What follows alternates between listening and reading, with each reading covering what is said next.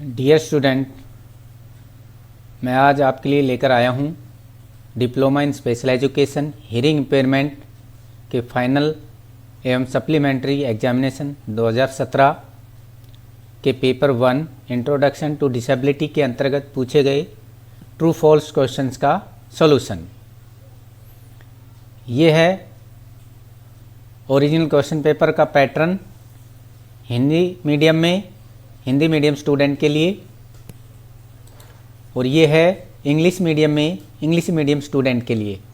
तो इस question paper में ये 5 क्वेश्चन पूछे गए थे। प्रत्येक क्वेश्चन का जो कुल अंक है वो है 1 अंक। तो चलिए जल्दी से देखते हैं इन 5 क्वेश्चंस का सॉल्यूशन। जो फर्स्ट क्वेश्चन है उसमें पूछा गया था, भारत ने UNCRPD की पुष्टि 1 अक्टूबर 2008 को की। India ratify the UNCRPD on October 1, 2008। Dear student, ये जो स्टेटमेंट है ये गलत है। कैसे? क्योंकि जो UNCRPD है, जिसका फुल फॉर्म होता है United nation convention on rights of person with disability. UNCRPD एक अंतर्राष्ट्रीय अधिनियम है जो अंतर्राष्ट्रीय स्तर पर पर्सन विद डिसेबिलिटी के राइट्स की सुरक्षा करता है। तो UNCRPD पर भारत ने 30 मार्च 2007 को हस्ताक्षर किए थे और 1 अक्टूबर 2007 को औपचारिक रूप से या कानूनी रूप से इसको रेटिफाई किया था, यानी कि स्वीकृत किया था। तो इसलिए 1 अक्टूबर 2008 का जो डेट है वो गलत है। सही जो डेट है वो है 1 अक्टूबर 2007।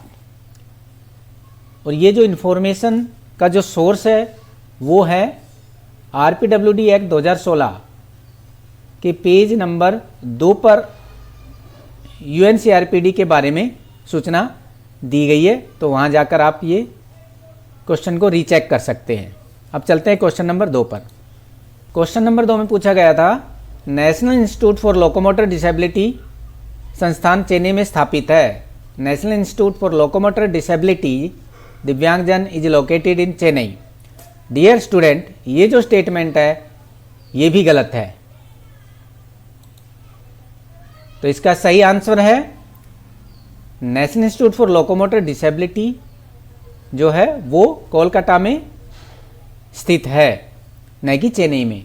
चेन्नई में जो नेशनल इंस्टीट्यूट है वो है राष्ट्रीय बहुदिव्यांगता जन सशक्तिकरण संस्थान, इंग्लिश में national institute for the empowerment of person with multiple disability, NIEPMD जिसको बोलते हैं शॉर्ट फॉर्म में।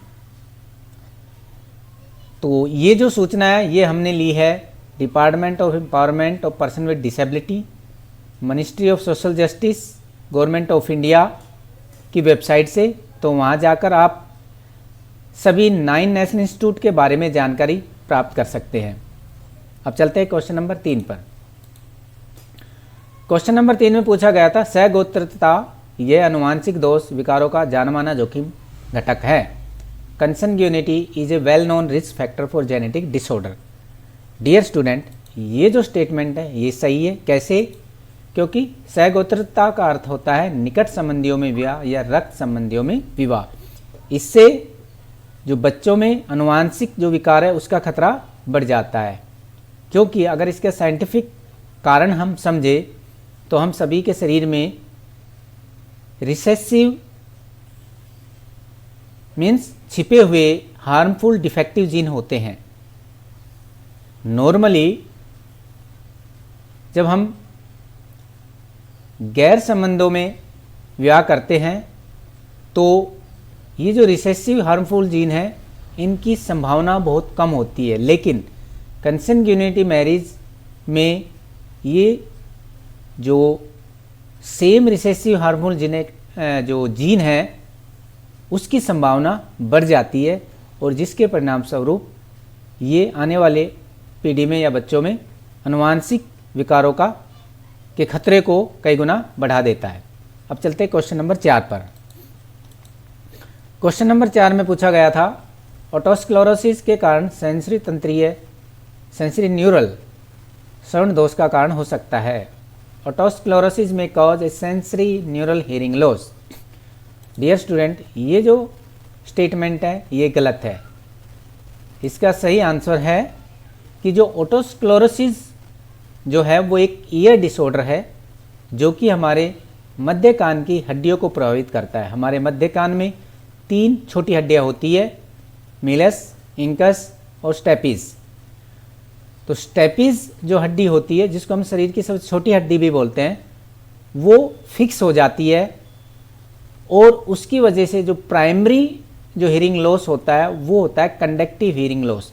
तो प्राइमरी लेवल पे जो है कंडक्टिव हियरिंग लॉस होता है, तो उस पॉइंट व्यू से ये स्टेटमेंट गलत है। लेकिन अगर ये कंटिन्यू होता है तो एडवांस स्टेज पे जाके जो है ये सेंसरी न्यूरल हियरिंग लॉस में भी कन्वर्ट हो सकता है। कैसे? क्योंकि जो स्टेपिस हड्डी होती है उसमें एबनॉर्मल बोन ग्रोथ की वजह से वो हमारे कोक्लिया तक पहुंच जाती है और वहाँ कोक्लिया की जो हेयर सेल्स होती है उसको डैमेज कर देती है, जिसके परिणाम स्वरूप व्यक्ति को सेंसरी न्यूरल हियरिंग लॉस भी हो सकता है एडवांस स्टेज पे। जनरली ये महिलाओं में ज़्यादातर देखने को मिलता है। तो प्राइमरी स्टेज पे कंडक्टिव हियरिंग लॉस होता है, लेकिन एडवांस स्टेज पे सेंसरी न्यूरल हियरिंग लॉस भी हो सकता है। तो दोनों पॉइंट व्यू से आपको इस क्वेश्चन को समझना होगा। अब चलते हैं क्वेश्चन नंबर 5 पर। क्वेश्चन नंबर 5 में पूछा गया था 35 से 50 IQ स्तर को सौम्य मंद बुद्धित्व कहा जाता है। 35 to 50 IQ level is term as mild mental retardation. Dear student, ये जो स्टेटमेंट है ये गलत है। इसका जो सही आंसर है वो है, अगर इंटेलेक्चुअल डिसेबिलिटी के साइकोलॉजिकल क्लासिफिकेशन को हम देखें जो कि IQ लेवल पे बेस्ड है, उसमें बताया गया है कि 50 से 70 जो IQ रेंज होता है वो होता है माइल्ड इंटेलेक्चुअल डिसेबिलिटी। अभी मेंटल रिटार्डेशन को हम वर्तमान में इंटेलेक्चुअल डिसेबिलिटी बोलते हैं। तो 50 to 70 रेंज होता है माइल्ड इंटेलेक्चुअल डिसेबिलिटी और 35 to 49 होता है मॉडरेट इंटेलेक्चुअल डिसेबिलिटी। तो यहाँ पे 35 to 50 IQ लेवल है, तो ये माइल्ड न होके ये मॉडरेट होगा, तो इसलिए स्टेटमेंट गलत है। तो सही आंसर है 35 to 50 IQ level is moderate intellectual disability. ये जो इन्फॉर्मेशन है ये हमने ली है mental retardation a manual for psychologist, NIEPID का पब्लिकेशन है। इसके पेज नंबर 4 पर जाके आप इस इन्फॉर्मेशन को रीचेक कर सकते हैं।